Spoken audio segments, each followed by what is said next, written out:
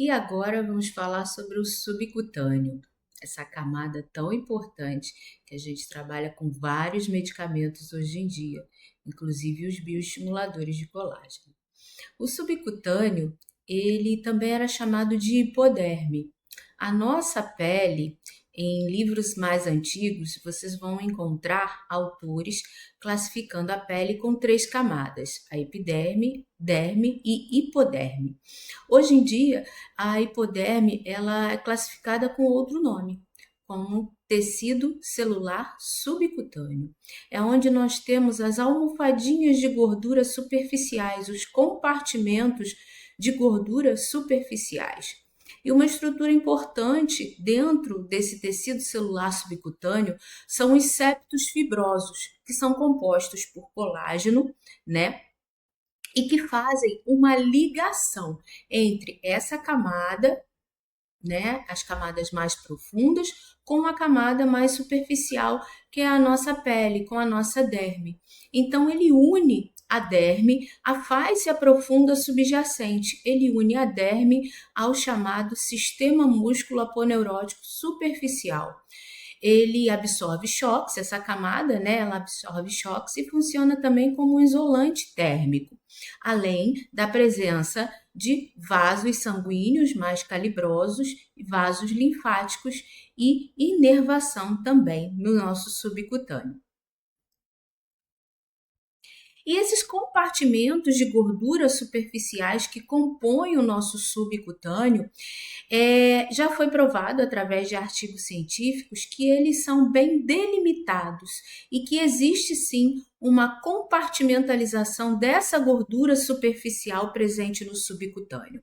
Nós temos o compartimento nasolabial, o compartimento malar medial, da bochecha medial, bochecha lateral, os tão famoso jaw, que é o bulldoguinho, o temporal superficial, tanto superior como inferior, e uma camada de gordura aqui também, ó, acima do músculo platisma.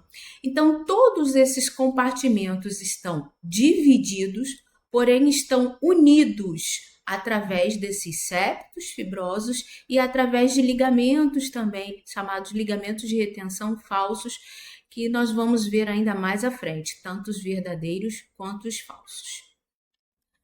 Bom, agora vamos comentar um pouco sobre esse artigo científico do Cotofana, de 2018, aonde ele comprovou, né, que há uma compartimentalização dos coxins de gordura. Então, a nossa gordura superficial, ela realmente está dividida em compartimentos, e ele também nomeou esses compartimentos de gordura em coxim de gordura nasolabial, coxim de gordura malar medial, da bochecha medial, bochecha lateral, coxim de gordura temporal superficial superior, temporal superficial inferior e o famoso jaw, aquele que os nossos pacientes reclamam tanto.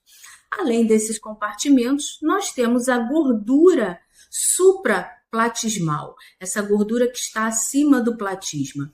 Esse artigo científico, além de provar a compartimentalização desses coxins de gordura, eles fizeram também um trabalho de preenchimento em cada coxim de gordura. Vocês veem aqui com cores diferentes, com géis, com cores diferentes, para provar também que esses compartimentos anteriores, eles sofrem mais deslocamento durante o processo de envelhecimento do que esses compartimentos de gordura mais posteriores. Então, o compartimento de gordura temporal superficial, tanto superior como inferior, da bochecha medial e bochecha lateral, nós vamos ver no próximo vídeo que esses compartimentos de gordura praticamente não se deslocam, enquanto que esses compartimentos mais anteriores, eles sofrem bastante com o processo de envelhecimento se deslocando na direção da gravidade. E é por isso que os nossos pacientes se queixam tanto do aspecto de face derretida. É devido a isso. Nesse vídeo, nós vamos agora observar a movimentação dos compartimentos de gordura superficiais. Então, observem como esses compartimentos anteriores, eles se movimentam, eles se deslocam no sentido da gravidade, né? Então, é o aspecto da face derretida quando o nosso paciente ele tem essa queixa. É por quê? É devido ao deslocamento desses compartimentos mais superficiais durante o processo de envelhecimento. Então, essa parte é bem interessante quando nós vemos um deslocamento maior do coxim de gordura nasolabial, do coxim de gordura do jaw mandibular e um pouco de movimento também do coxim de gordura malar anterior. Então, esse artigo científico ele é muito interessante a partir do momento que eles fizeram um preenchimento em excesso aqui nesses compartimentos para demonstrar justamente isso, essa queda que esses coxins de gordura sofrem durante esse processo de envelhecimento.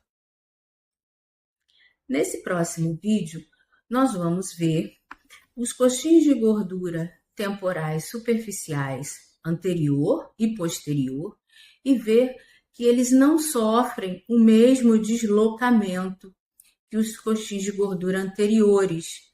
Então, nesse vídeo, o autor mostra que esses coxins de gordura, como nós vimos no resumo, eles não se deslocam durante o processo de envelhecimento.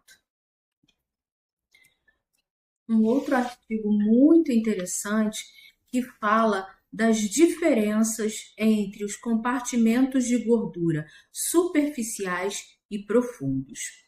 Os compartimentos de gordura superficiais estão localizados no nosso subcutâneo e nós vimos que eles sofrem deslocamento durante o processo de envelhecimento.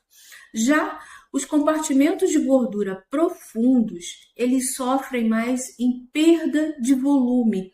Eles não sofrem um deslocamento tão grande durante o processo de envelhecimento, devido às diferenças que existem. Os compartimentos de gordura profundos, eles têm células adipócitas, têm adipócitos menores do que os superficiais. Então, eles sofrem uma diminuição em quantidade de células e essas células também começam a ficar menores. Então, isso comprova para a gente que nós podemos trabalhar com preenchimento profundo no local aonde existiam esses compartimentos de gordura profundos e trabalhar com reposicionamento tecidual para melhorar, para suspender, levantar esses compartimentos de gordura superficiais que sofreram um deslocamento durante o envelhecimento. Então, esses dois artigos científicos, eles comprovam para a gente o quê?